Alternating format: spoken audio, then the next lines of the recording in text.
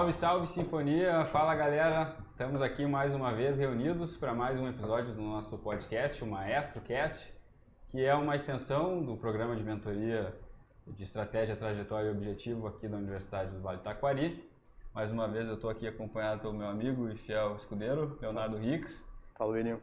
E hoje nós temos a alegria e a satisfação de receber uma das nossas professoras, que muito é querida a nós aqui da casa. Sem dúvidas. Professora Caroline Frigieri. Vamos deixar ela se apresentar, por favor, professora. Se apresente para os nossos colegas que estão nos ouvindo. Legal. Oi, gente. Então, obrigada. Muito bem-vinda, prof. É um prazer. Pelo convite, né? É uma honra estar aqui participando desse projeto sensacional, assim, que vocês estão desenvolvendo.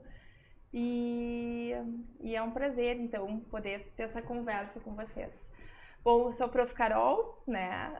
Sou cirurgiã oncológica, fiz antes da cirurgia oncológica cirurgia geral, depois fiz minha formação na oncologia, depois acabei fazendo uma pós-graduação ainda em cuidados paliativos e quando surgiu a faculdade de medicina da Univates, então fui convidada a participar.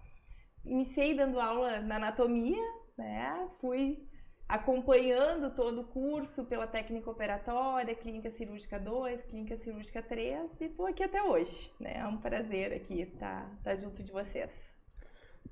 Prof. Carol, vamos começar do começo ali. Por que a medicina? O que te levou a escolher essa profissão? É uma pergunta que às vezes até eu me faço, sabe? Porque eu me lembro, assim, nunca tive aquele anseio de criança de ser médica, mas tinha um carinho muito grande pelo meu pediatra na infância. Era uma profissão, assim, que eu achava muito interessante e que no colégio eu tinha muito interesse pela biologia. E numa das idas da escola para visitar faculdades, enfim, quando a gente já estava no segundo grau, e que eu estava aqui em Lajeado, né, e a gente fazia essas visitas na URGS, PUC, acabei conhecendo o laboratório de anatomia e achei aquilo incrível, assim, muito interessante. Comecei a ter muito interesse, né, pela medicina. E, inacreditavelmente, todos os meus testes vocacionais da escola, nenhum dava medicina para minha grande frustração, né. Então, assim, sempre me levava mais para a área de exatas, para a parte da matemática, e a medicina sempre ficava, assim, naquele cantinho. Mas foi um desejo, prestei o vestibular já no início para medicina, acabei que no primeiro vestibular eu fiquei numa lista de espera, não fui chamada, fiz um ano de cursinho e depois passei. E foi, assim, amor desde o início, né? Então, foi um grande encontro, assim, o meu com a faculdade e realmente era aquilo que eu esperava. Já no laboratório de anatomia foi um amor à primeira vista, então. Exato. Quando eu entrei na faculdade é muito engraçado, porque como eu tinha aquela visão do meu pediatra, enfim, aquela coisa bem romântica, eu imaginava fazer pediatria, né? Isso durou até a primeira semana da anatomia.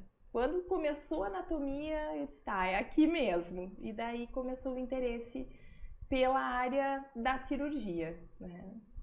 É legal que hoje nós já temos, a gente teve também a participação da Isa e da Camila, né? E também já tivemos um relato falando a respeito da influência do pediatra na escolha da profissão, né? É verdade. Então a gente vê, e a gente observando também outras pessoas falando que o contato com médicos anteriormente muitas vezes faz com que a pessoa se interesse, né? Teve um médico, um pediatra ou um médico ao longo da vida, faz com que a pessoa tenha interesse pela profissão, não necessariamente só porque tem algum familiar ou algum conhecido, né? Inclusive na minha família não tem nenhum familiar médico, assim, próximo, né? Então eu realmente não tinha nenhum contato com a profissão. Tu é daqui de Lajeado, prof? Eu nasci aqui em Lajeado, mas a minha família é de Encantado. Encantado. Né? Na verdade, só nasci por casualidade do destino, porque eu fui uma prematura extrema alguns anos atrás, né? Então, na verdade, Encantado não tinha estrutura, acabei nascendo em Lajeado e morei minha vida inteira em Encantado, mas depois voltei a estudar em Lajeado. Estudei no SEAT, fiz minha formação aqui, então, de segundo grau e depois fui para Porto Alegre. Aproveitando, prof, falando da tua formação, eu sei, né, dos teus estágios que fez fora do país, já vamos aproveitar, né, falando dessa parte da formação. que isso é uma coisa que a gente tem observado com nossos colegas que estão fazendo as nossas mentorias, estão participando das nossas mentorias. Alguns têm interesse em fazer estágios fora do país. Como é que foi a tua experiência? Conta para nós, assim, como foi nesse momento da formação. A minha experiência, ela foi mais tardia, tá, William? Porque eu me formei em 2000, né? Naquela época, assim, era bem difícil a gente conseguir fazer tanto residência quanto algum fellow, alguma formação fora, né? Então, mesmo as provas que a gente prestava para residência, tu tinha que escolher algumas, porque às vezes dava casualidade de data. Então, eu acabei fazendo a minha formação de residência médica em Porto Alegre. Fiz cirurgia geral primeiro no Conceição, depois fiz oncológica na Santa Casa. Acabei vindo para Lajeado, então voltei para cá.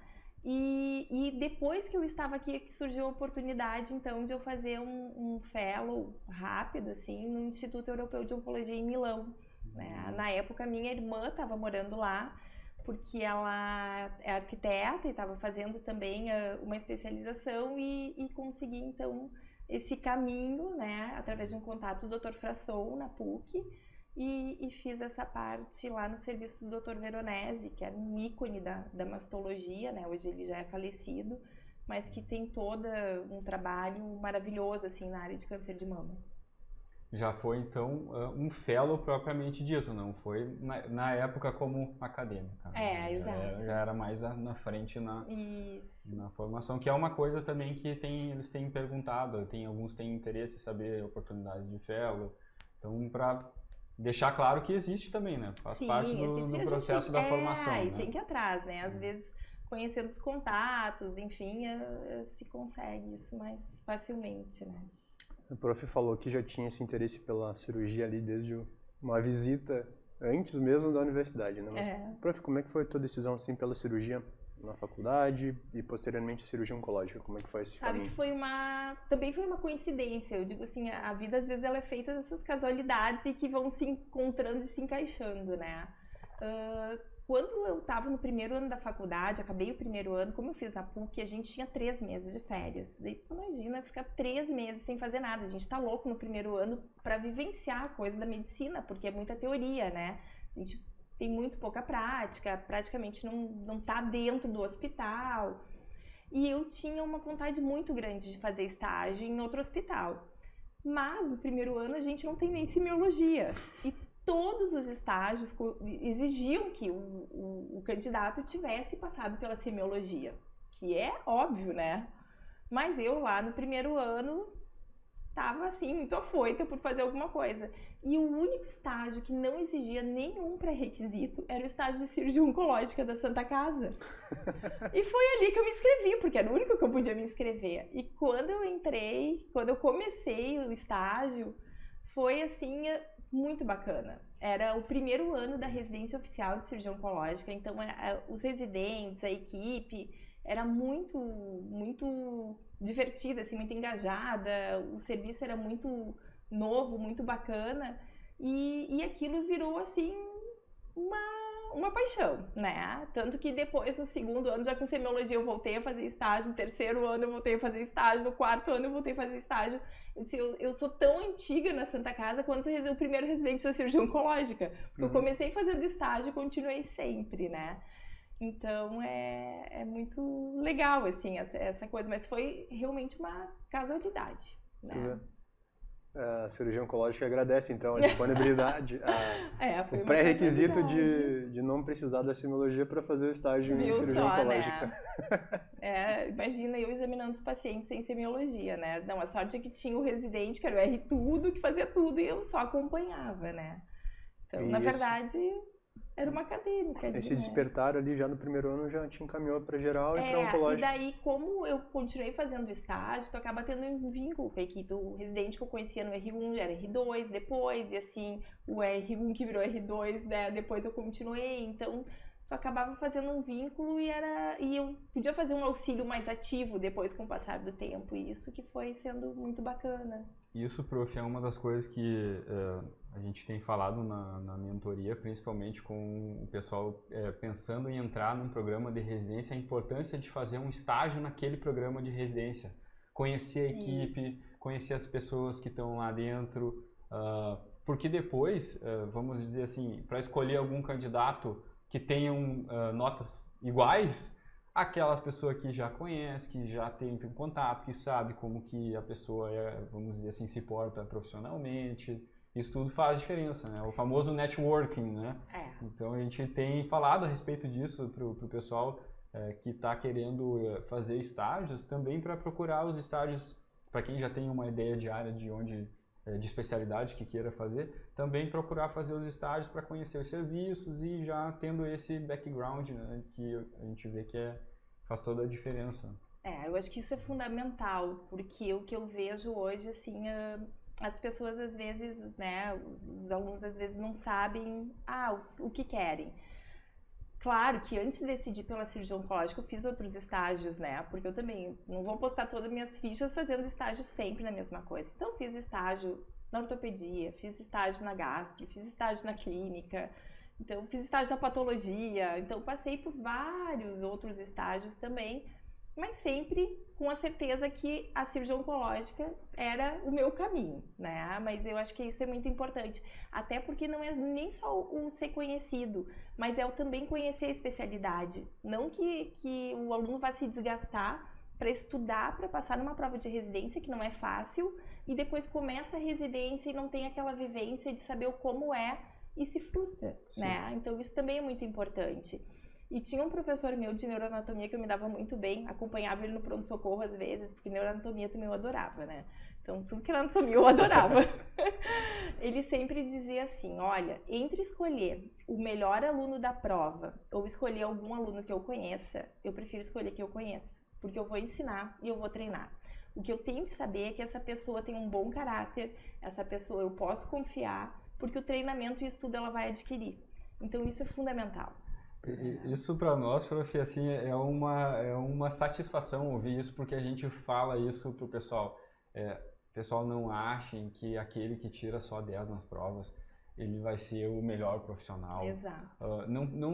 Não tenham esse parâmetro. Saibam que a maneira que que nós, né, como estudantes, a maneira que a gente se porta como profissionais, já desde do lugar de estudantes, assim, a responsabilidade que a gente tem com as coisas, os professores, eles estão vendo, eles estão avaliando, e ouvir isso, assim, né, dessa experiência é uma coisa bem importante para a gente frisar com a galera, principalmente que tá, né, os nossos colegas que estão começando agora a caminhada, né, estudantil para a formação médica, que muitas vezes a gente vê que o estudante, ele entra com aquela mentalidade de cursinho, assim, de prova, de muitas vezes até uma concorrência, né, um com o outro, e acaba esquecendo que são esses outros detalhes que fazem muito mais a diferença para a carreira, né? Fazem muita diferença.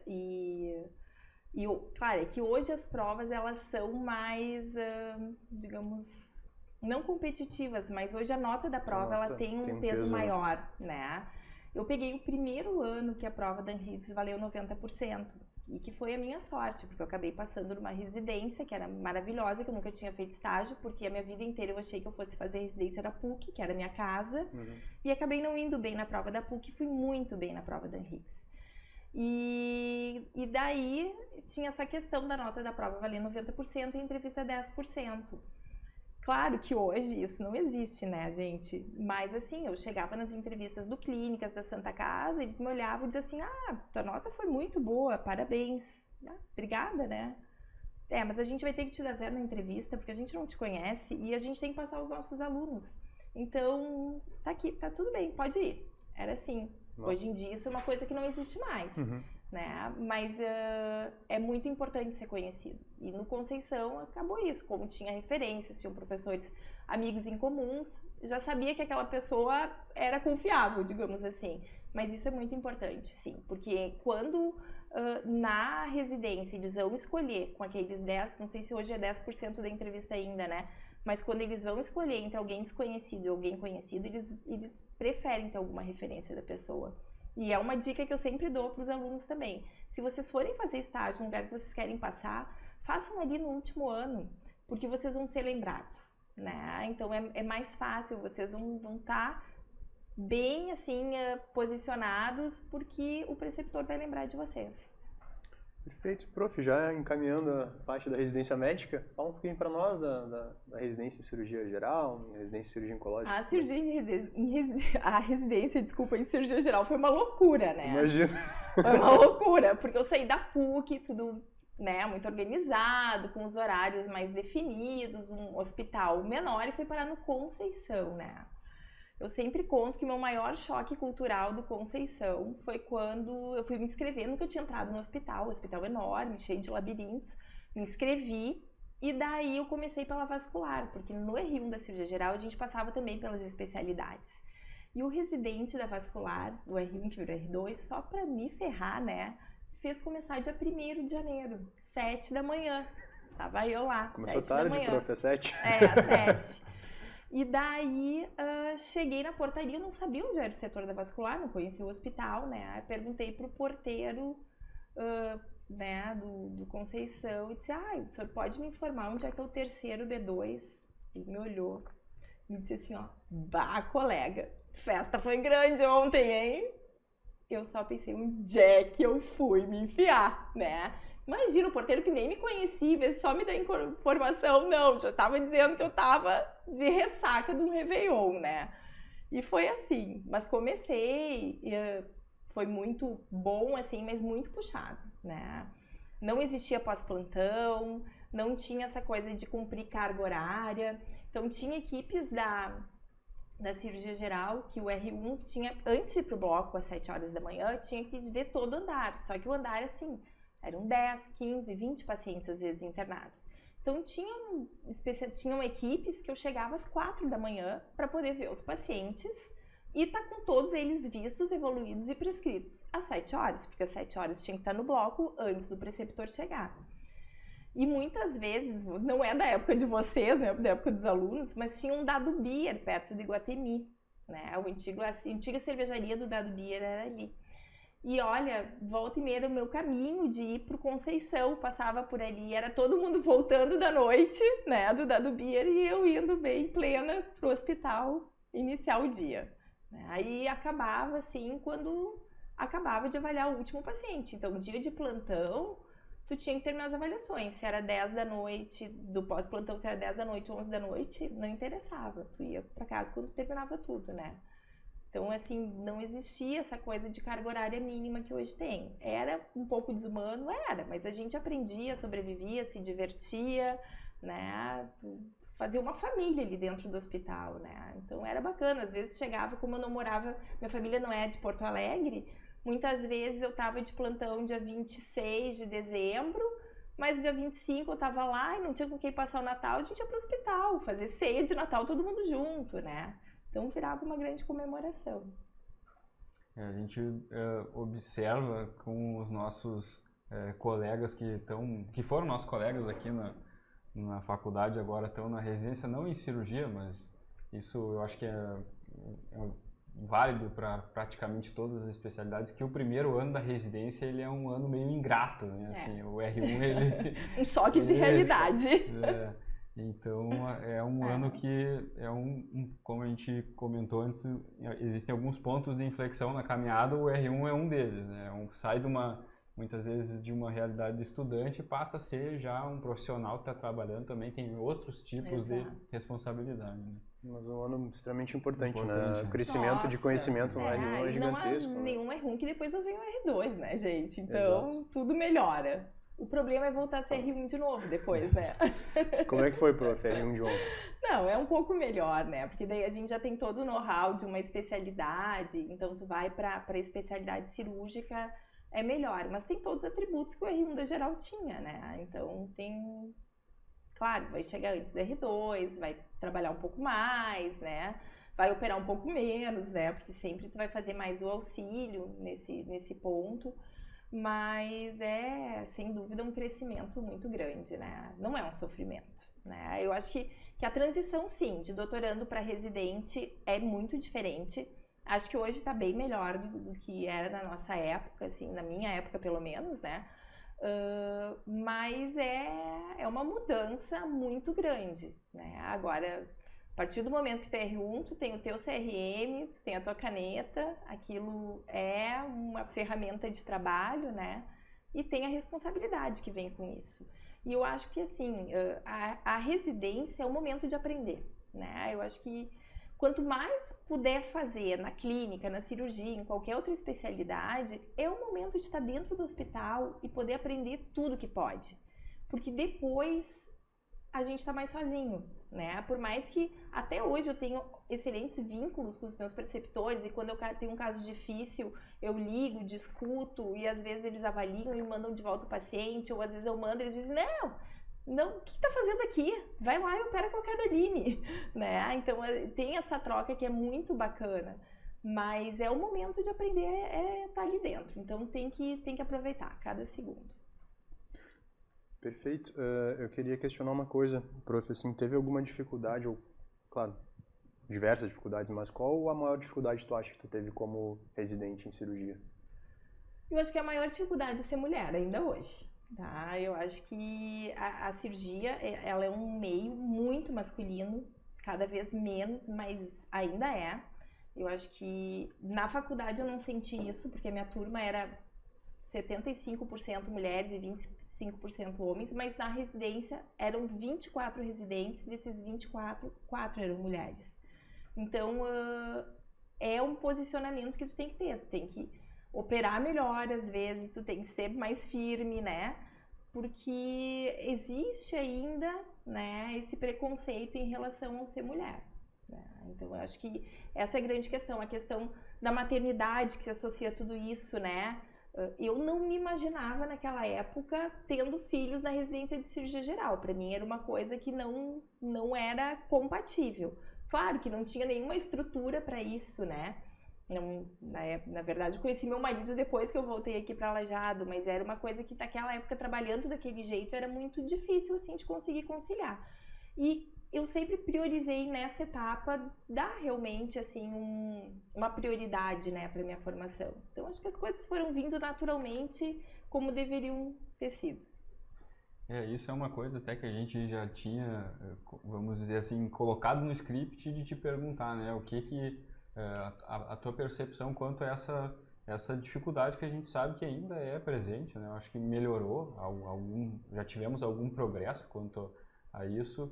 Mas a gente vê assim que tem todas essas etapas a mais, assim, a maternidade, por exemplo, né, durante a formação médica para a mulher ela demanda muito mais de tempo, né, pela própria natureza mesmo da maternidade, amamentar a criança, tudo isso, né. Exato, eu sempre digo, nasce uma mãe, nasce uma culpa, né, porque isso não interessa se é médico ou se não é médica, porque, deixou em casa para ir trabalhar, nossa, coitadinho do bebê, não conseguiu amamentar, coitadinho do bebê.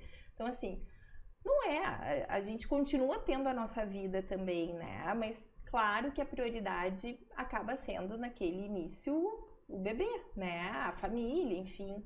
Mas tem como conciliar. Eu acho que o mais importante é ter uma rede de apoio, né? Eu acho que sem rede de apoio, isso não tem como se concretizar. Não tem como conciliar nem uma faculdade, nem uma residência, né? Nem o trabalho, se a gente não tem uma rede de apoio. E rede de apoio não precisa ser necessariamente a família, né? A gente tem que criar da melhor maneira possível uma logística, assim, né, digamos, para conseguir conciliar isso e dar. Claro que Lajeado, né, o que eu posso dizer para vocês? A minha experiência é ser mãe aqui em Lajeado, que é muito mais fácil, né? Então, eu moro a 3 quadras do hospital, então eu moro o hospital está 2 quadras da escola, então tudo isso é muito mais fácil, né, numa cidade menor. Em Porto Alegre, por exemplo, já requer uma dinâmica totalmente diferente, né? Mas tem como conciliar sim. Como é que foi a vinda para Lajeado, o retorno?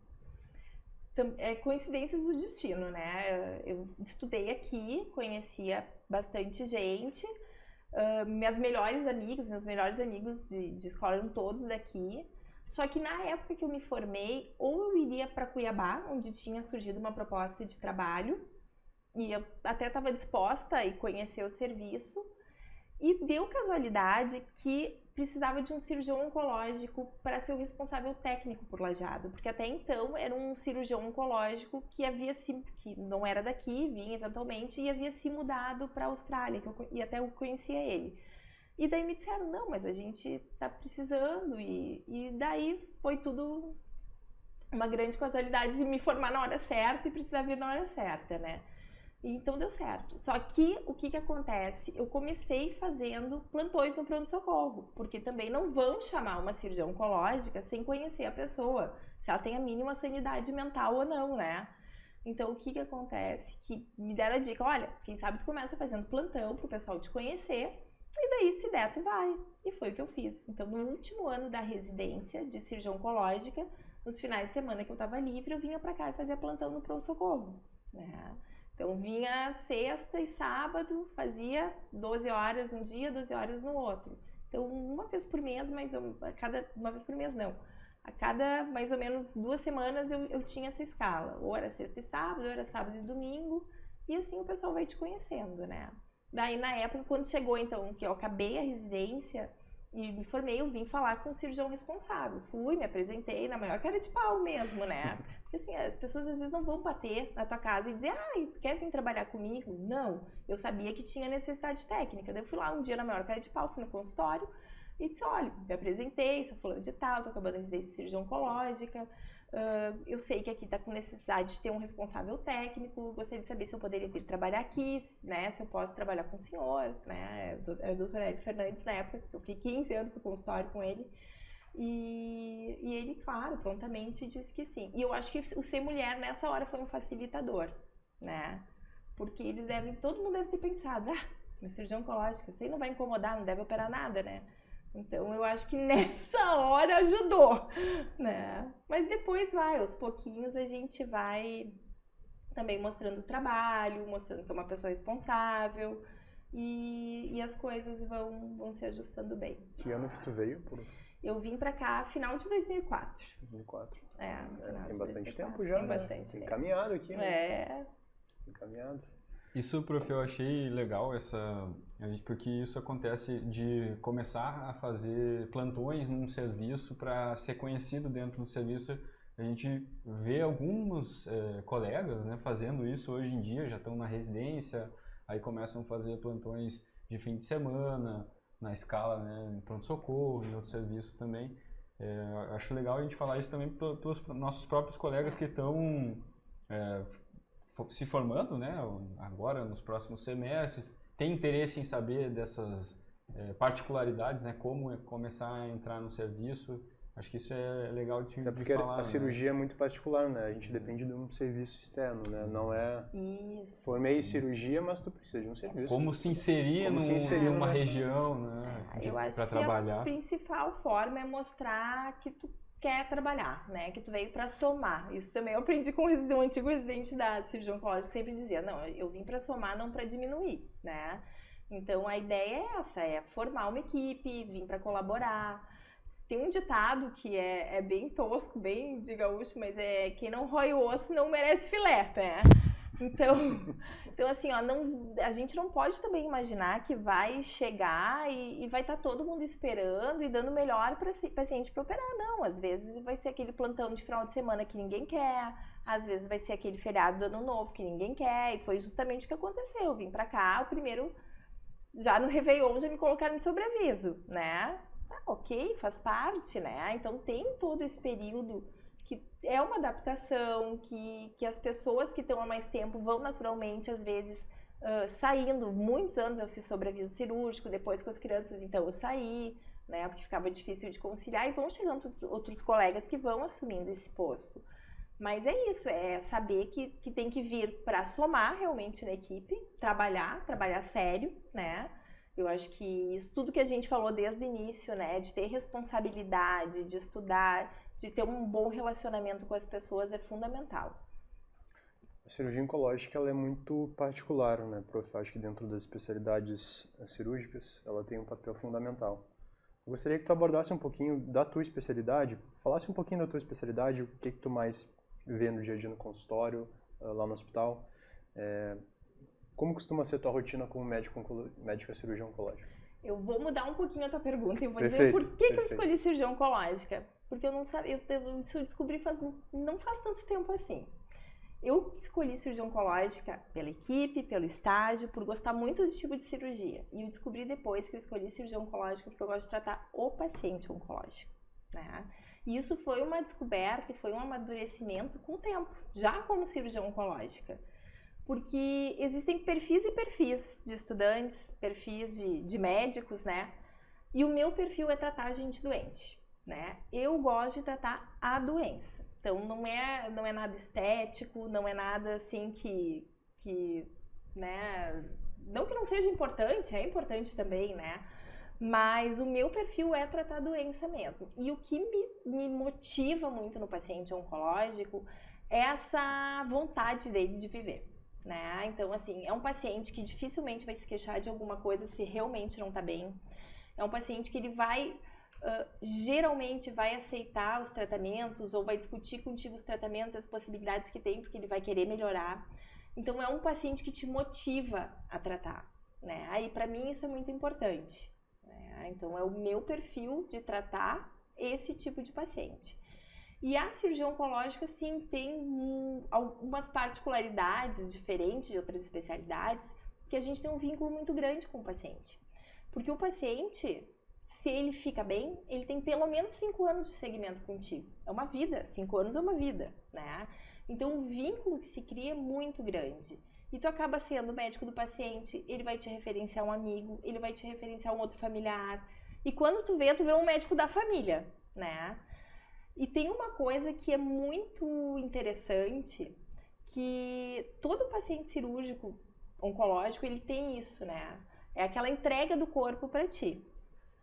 Eles podem ter feito a cirurgia há 5 anos atrás e estarem fazendo já o 5º esquema de quimioterapia, mas quando chegar no pronto-socorro e perguntar quem é o médico assistente, eles vão dizer que é a doutora Caroline. Parece que tem aquele vínculo, né, de que tu mexeu, tu abriu, tu operou e ele é teu paciente, né? E realmente, para mim, isso é eu sou muito possessiva com os meus pacientes, né? Eu sempre digo, assim, não mexam, não façam nada errado com os meus pacientes, que eu fico doida. Mas, e é uma coisa difícil, às vezes, de entender, porque às vezes o paciente não é meu, né? O paciente é da instituição, enfim, né? Mas tem esse vínculo muito forte, né? Que é uma relação de anos mesmo que a gente cria. Isso é realidade. Eu mesmo já presenciei paciente no pronto-socorro. Eu sou paciente algumas vezes. Doutora Caroline.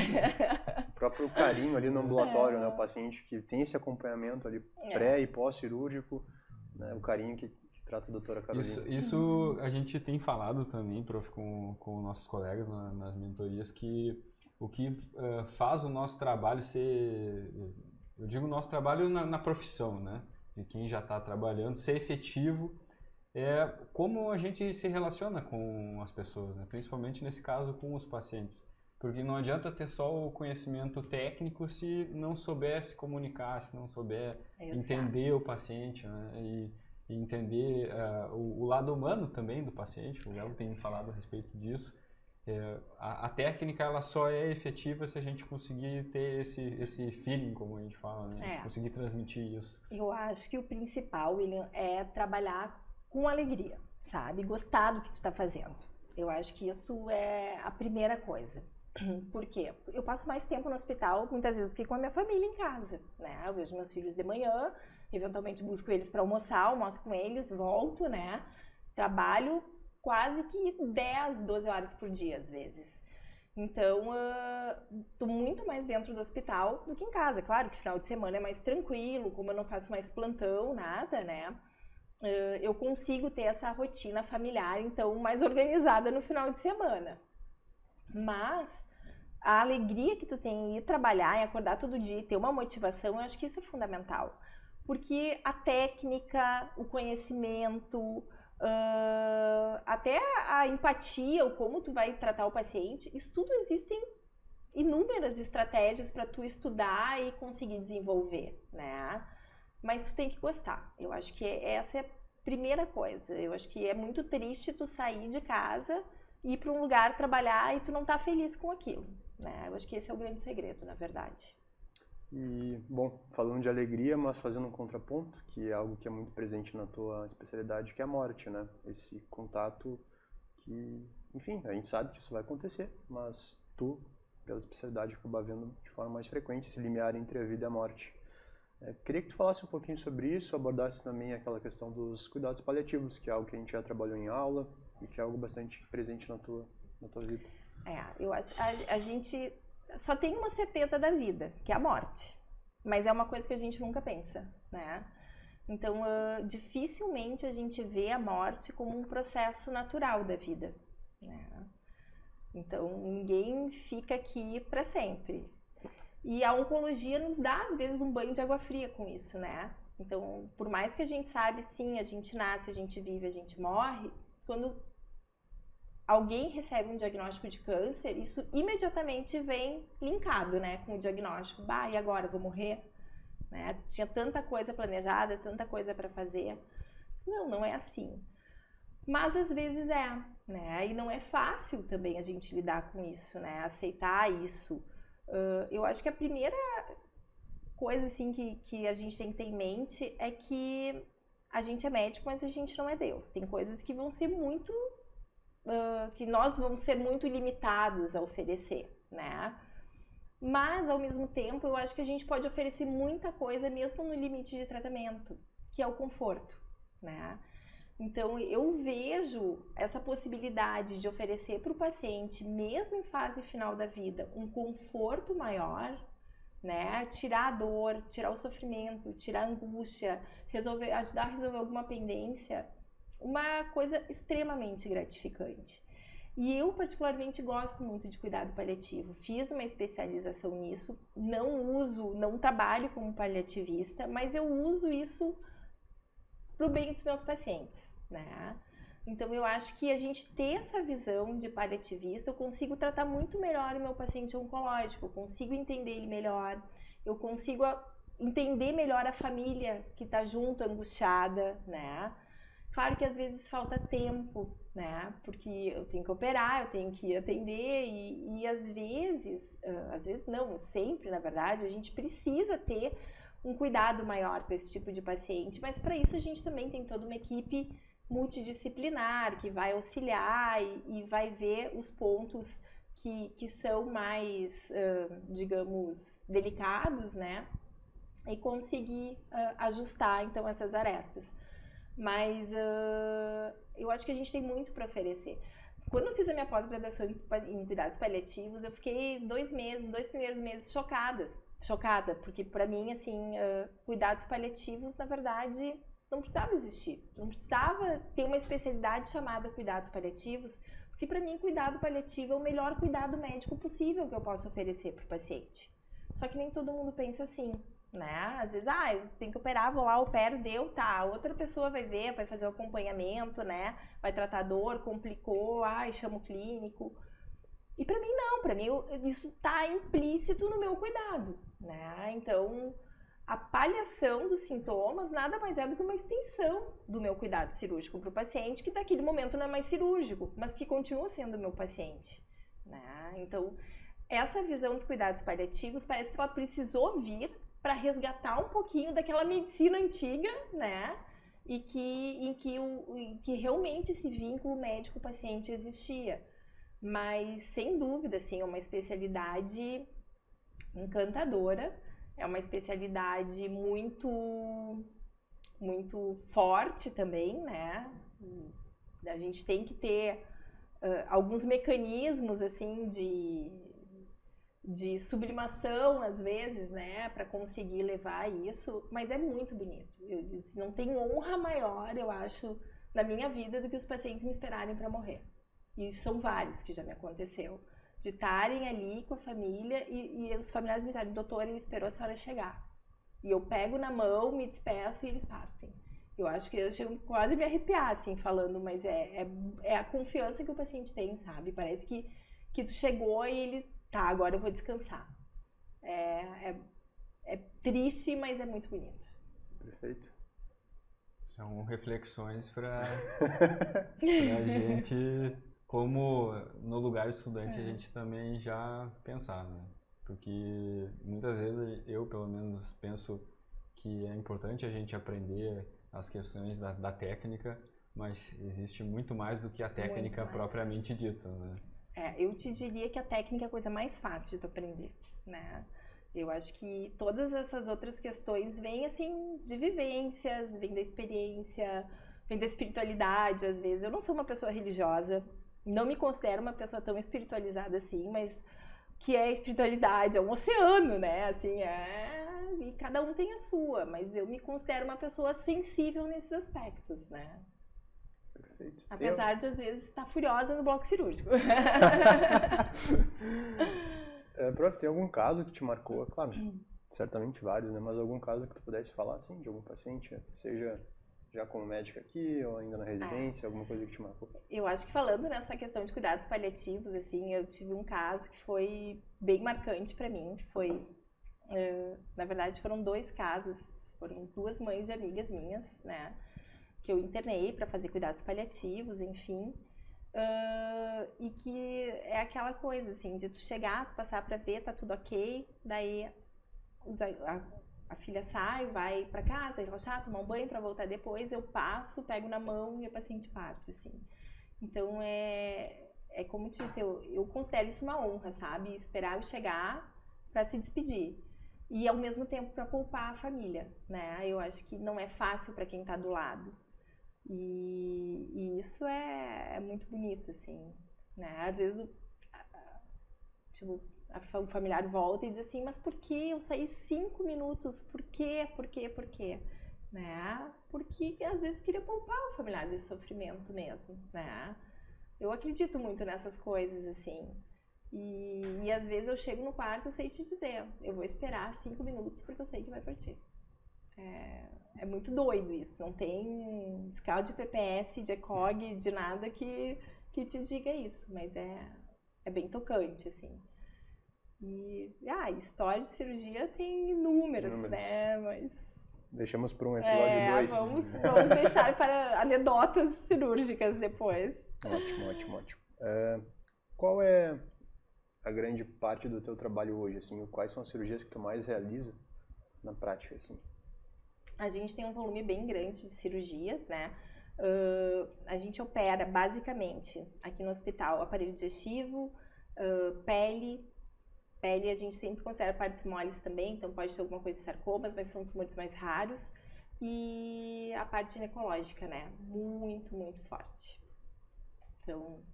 Aqui na nossa região, especialmente, tem uma incidência maior, né? Especialmente, né?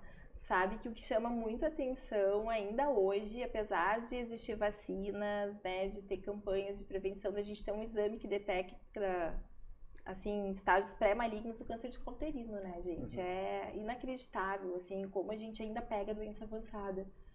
E a gente tem uma grande gama de pacientes, assim, né, com tumores ginecológicos, câncer de mama. Câncer de mama eu brinco que nem entra em estatística, porque ele é sempre o mais frequente, né? Mas o que chama muito atenção é essa relação de tumores ginecológicos. A importância da atenção primária também, né? Muito mesmo. E daí tu não sabe se é porque tá tendo uma atenção primária melhor que tá fazendo mais diagnóstico, ou se realmente tá tendo uma atenção primária mais falha que não tá fazendo prevenção primária, né? Que é um tipo de tumor que a gente consegue fazer prevenção primária. Então, câncer de colo uterino hoje a gente consegue. Câncer de mama não, a gente vai fazer detecção precoce, né? Mas é uma questão de saúde pública mesmo. Estava pensando nos desafios, prof, da cirurgia oncológica, da oncologia. Quais são os desafios que tu vê hoje na tua prática? Eu acho que o grande desafio que a gente tem hoje é tentar conciliar o que tem de mais moderno com o que a gente tem disponibilidade no SUS, né? Quando a gente fala pacientes de convênio é um pouco mais fácil, a gente tem as tecnologias, as ferramentas à mão, mas quando a gente ainda fala no SUS, a gente tem uma limitação maior, né? Não só na cirurgia, mas na oncologia clínica também, né? Então a gente tem que ter o bom senso e saber trabalhar bem, tentando ter o máximo de resultado com as ferramentas que a gente dispõe. Um exemplo bem prático, videocirurgia. A gente não tem disponibilidade no SUS hoje, né, para cirurgia oncológica. Isso não faz parte de uma tabela, não existe uma codificação, não paga material, então não tem como fazer isso para um paciente SUS, né, tendo uma codificação na tabela para que o hospital receba o procedimento. Então isso é um desafio bem grande. Mas, ao mesmo tempo, eu acho que essas coisas também vão melhorando, né? Eu vejo, assim, que eu sempre digo para todos os alunos, a gente ainda vive numa bolha de saúde aqui na região, né? Se a gente for ver os nossos problemas, mesmo em questão de SUS, comparar com Porto Alegre ou comparar com outras regiões do estado, a gente está numa bolha, né? A gente consegue, com todas as limitações que ainda existem, prestar um atendimento de qualidade, né, e efetivo para o paciente. É isso da diferença entre o que existe de tecnologia e o que é disponível hoje em dia com acesso à informação fácil, né? O celular, Google, né? Essas coisas. Até ouvi um outro professor há poucos dias comentando que às vezes os pacientes chegam e falam, olha aqui, doutor, tem isso aqui disponível, assim, assim, assado. Daí ele brincando assim, tem disponível lá em Boston, né? Aqui para nós não tá disponível ainda. Né? Sabe que tu falando isso, ele me lembra quando eu cheguei aqui, ali em 2004, 2005, e, nossa, eu ia para os congressos de mama, eu voltava deprimidíssima, porque eu só fazia mastectomia aqui, porque os tumores eram grandes, né? E eu não podia fazer setor mamário. Daí parecia que eu estava fazendo errado. Eu disse, meu Deus do céu, o que eu estou fazendo de errado? Porque eu não consigo fazer uma cirurgia conservadora de mama. Uma coisa tão óbvia, tu vai, daí mamoplastia e cirurgia conservadora, dando mastectomia. E eu fazendo mastectomia ainda, né? E isso vai melhorando com o tempo. Hoje a gente já tem um perfil bem diferente de pacientes que chegam para atendimento. Mas isso é às custas de muito trabalho, de campanhas de saúde pública, de ofertar mamografia, de às vezes ir na rádio falar e orientar, sabe? Aquele trabalho de formiguinha, mas que agora, com o passar dos anos, a gente vê esse efeito. Então, a tecnologia de Boston vai chegar aqui, quando eu não sei, né? Porque ela não veio de avião. Mas chega, só que ao mesmo tempo a gente pode oferecer coisas muito boas para o paciente também. Às vezes a gente se culpa, né? Mas eu não tenho, por exemplo, uma pinça de energia para fazer a cirurgia. Mas vai de Kraile, vai ligando, devagarzinho vai dar certo também.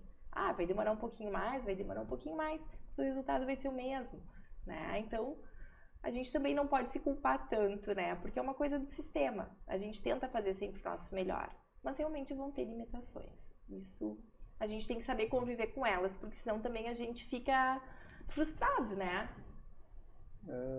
Eu tenho duas perguntas ainda, falando da parte da oncologia, em relação ao Sistema Único de Saúde, que acho que é a porta de entrada maior no hospital, certo? Uhum. Queria que tu falasse um pouquinho sobre o sistema, a importância dele e alguma dificuldade específica que tu acha. E a segunda pergunta que eu queria fazer é a importância da cirurgia oncológica e a relação dela com a oncologia clínica, né? A intersecção ali que vocês têm com a parte de oncologia clínica no hospital. Perfeito. Bom, a questão do SUS, o SUS ele é feito por uma regulação estadual, regional, né, que responde ao Estado e ao governo federal. A gente não tem acesso a essa regulação, né? A gente está ali no ambulatório como um prestador de serviço e a gente não tem acesso ao paciente que chega. A gente consegue ter o manejo desse paciente depois que está no sistema. Mas as primeiras consultas, que hoje é a grande dificuldade, né? Isso tudo é feito por uma gestão regional estadual. Então, existe hoje programas, o paciente vai no posto, eles cadastram o paciente no programa e a partir daí é que ele vai para uma primeira consulta. Então, a gente não consegue nem saber, por exemplo, como está essa espera. E essas coisas vão mudando. O problema é que, às vezes, os gestores eles não estão dentro do hospital para ver como funciona. E essa é a grande dificuldade. Então, a gente, só para dar um exemplo prático, assim, a gente tinha um ano passado, e era um esquema que vinha já há vários anos, a gente tinha aquelas primeiras consultas que não eram divididas por especialidades. Então, eram marcados conforme a demanda. Os municípios viam, tinha consulta aberta, marcava para especialidade, para cirurgia.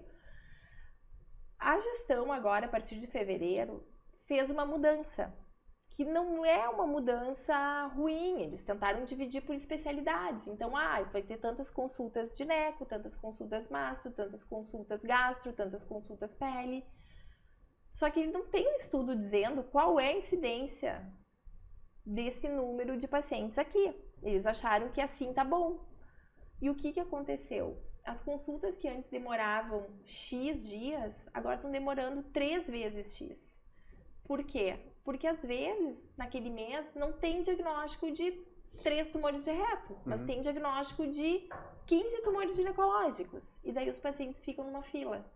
Então, isso eu acho que é uma coisa que em breve vai ter que ser revista. E isso eles vão ver que vai começar a dar problema e vão rever. Mas o que eu vejo de problema no SUS é isso. E outra coisa, assim, que chama muito também a nossa atenção é que sempre a gestão pública, ela acha que o médico vai resolver tudo sozinho, né? Então, tá faltando, tem muito paciente, chama mais médico. Não faço milagre. Se eu não tenho tomografia para estadiar o paciente, se eu não tenho uma colonoscopia para fazer o diagnóstico, né? Eu não consigo. Como é que eu vou levar ele para uma cirurgia? Horário de cirurgia eu consigo, tempo para operar eu consigo, mas os exames? Então não adianta aumentar o número de consultas. Tem que atender mais, mas vai aumentar o número de exames, vai aumentar as cotas para cirurgia, daí ok. Então tem que ser um aumento proporcional, né? E o que vocês vão ver também depois de formados, né, na prática médica diária de vocês, é realmente isso. O sistema público achando que o médico sozinho, com uma caneta na mão e um carimbo, vai resolver tudo, e não vai. E a dificuldade que vocês vão ter vão ser essa. Vocês vão atender o paciente no posto, vocês vão saber que exame ele tem que fazer, o que ele tem que fazer de tratamento, e quando vocês vão pedir esse exame, ele vai cair numa fila de espera que vai demorar. Perfeito. E a gente lá na ponta, às vezes o paciente não consegue entender toda essa complexidade e acaba que o médico que está na ponta ali, né, no dia a dia tem que muitas vezes responder, olha, não tenho como te dar a resposta porque depende de algo para além da minha vontade, né?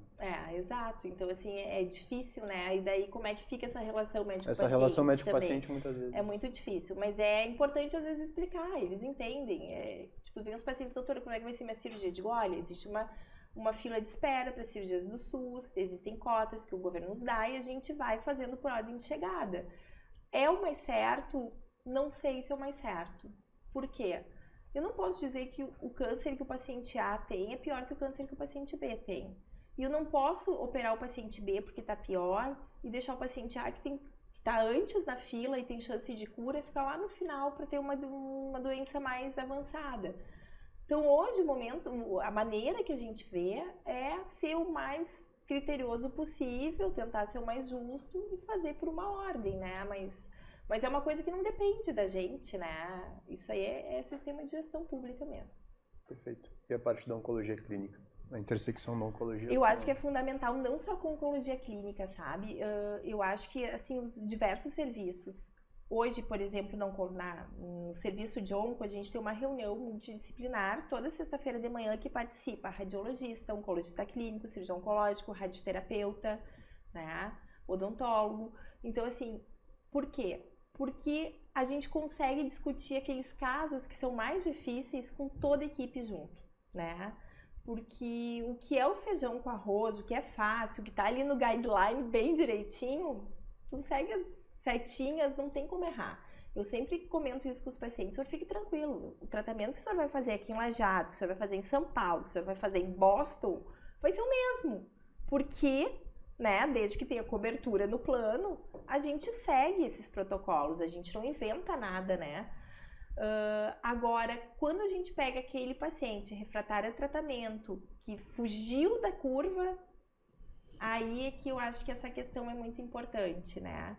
E é uma via de mão dupla, né? A gente precisa do oncoclínico, eles precisam da gente, o paciente às vezes complica e pode precisar de uma cirurgia, então é sempre uma discussão constante, assim. É uma equipe, né? Não tem como ser diferente.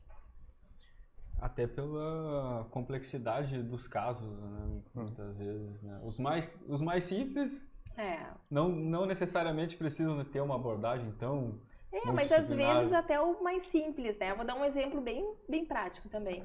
Uma paciente com câncer de mama, estágio 1, mas daí faz uma imunistoquímica, que é aquela imunistoquímica que fica em cima do muro para alto risco de recidiva ou não. Daí, o que vai fazer? Então, se discute esses casos, vale a pena fazer químio, ou pega um linfonodo, por exemplo, fez o linfonodo sentinela, deu negativo, veio a parafina, deu micrometástase. Esvazia ou não esvazia? As duas correntes estão certas. Então, isso se leva para uma reunião, se discute com a radioterapia, com a oncologia, para ver quais os critérios de fator de risco que essa paciente tem para recidiva ou metástase. E daí se vai se optar, se reopera ou se vai para quimio e rádio. Então, existem, mesmo nos casos mais simples, né, digamos aqueles pacientes curáveis, né, essa discussão ela é fundamental. Estávamos falando, né, prof, da importância de comunicação e o trabalho em equipe, e no bloco cirúrgico não é diferente, né? Então, como que é a importância desse trabalho em equipe dentro do bloco cirúrgico? É fundamental, né? Não tem como a gente trabalhar dentro do bloco cirúrgico sem a gente ter essa noção que toda equipe, todo componente da equipe, não só médica, né? Mas o técnico de enfermagem, o enfermeiro, o circulante da sala, o auxiliar da higienização, é importante. Porque tá todo mundo trabalhando para o bem comum, que é o paciente, né? Então eu preciso ter uma sala bem higienizada, um tempo bom, né, para que eu consiga girar as salas. Eu preciso ter a circulante que esteja acostumada e que respeite os meus pedidos e que vá buscar as coisas. Eu preciso ter a instrumentadora, né, que muitas vezes nos auxilia e nos oferece os materiais de uma forma mais rápida, enfim. Às vezes é super descontraído o bloco, mas às vezes não, às vezes a coisa é tensa, né? E às vezes, claro, a gente pode também ser um pouco mais rude numa cirurgia, porque tu tá num momento de tensão. Mas isso não significa que a gente tá faltando com respeito, né? Então eu acho que a gente parte do pressuposto que o respeito em qualquer relação interpessoal é fundamental, né? E ali não é diferente. Então eu acho que a gente saber que todo mundo da equipe tem o seu papel, que é importante, e que o cirurgião não trabalha sozinho é fundamental.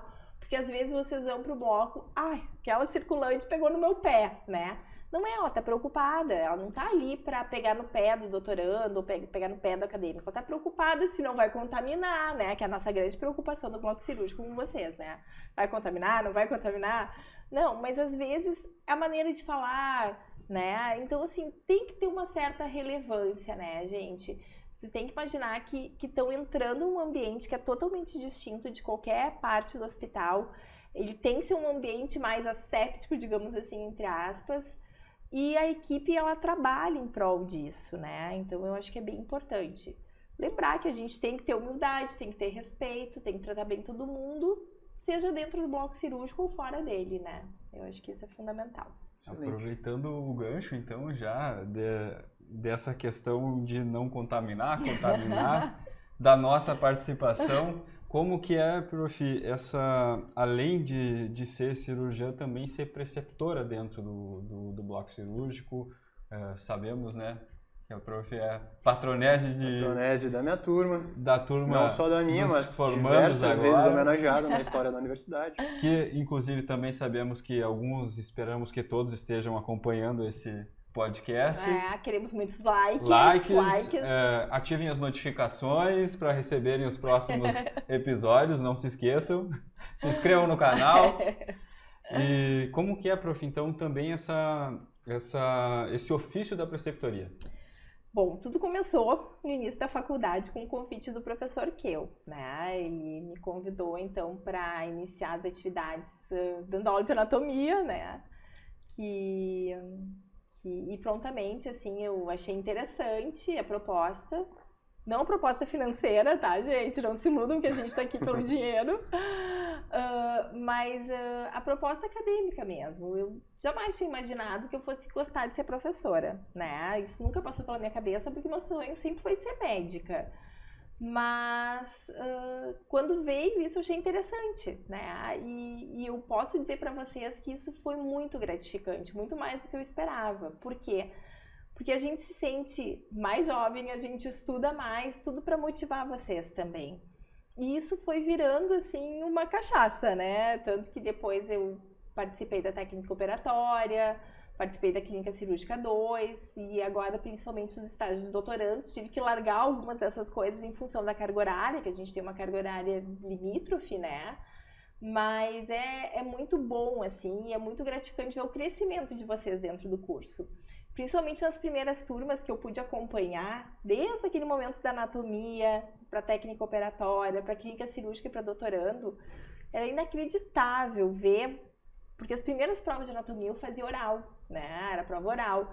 E eu me lembro, assim, de cada um, assim, do nervosismo e depois chegar atendendo um paciente, tomando as condutas, né? Aquele amadurecimento que vocês têm, o salto que todos vocês dão ali quinto, sexto semestre, nossa, é gigantesco, né? Então é muito bom isso.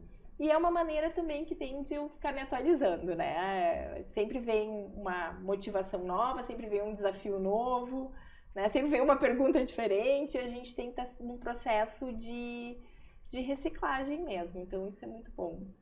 Prof, tem alguma sugestão para os alunos em geral, mas também para aqueles que já pensam na cirurgia como especialidade, acho que, né, focar nos alunos em geral e nos alunos que já pensam em fazer cirurgia?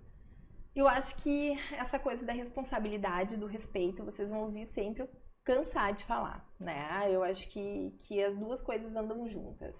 Achar que medicina é só glamour, não é, né, gente? Longe disso. Mas é uma profissão muito gratificante. A cirurgia, ela tem a peculiaridade de ser mais invasivo no paciente, né? Muitas vezes. E isso te requer uma certa, não frieza, mas uma certa perspicácia, digamos assim. Tem que estudar, tem que saber anatomia, não adianta achar que vai fazer cirurgia e não vai saber onde estão as estruturas, né? Porque daí tem que sair correndo esse cirurgião. Não adianta achar que vai fazer cirurgia e vai deixar para aprender no R1, porque não vai. Então, assim, ó, tem que se interessar e tem que mostrar esse interesse, demonstrar esse interesse, né? E estudar. Eu sempre digo que, professora, mas o livro de anatomia é diferente do paciente. Sim, cirurgia oncológica eu opero uma anatomia alterada. Se eu não souber aquela figura do néter, como é a anatomia normal, eu não vou saber o que está errado no paciente. Então, ter essa perspicácia de poder identificar que eu não vou abrir e vai estar igual o livro, mas eu tenho que saber como está o livro. Né? Então, sim, cirurgião precisa estudar, gente. Isso é verdade, muito. Tá?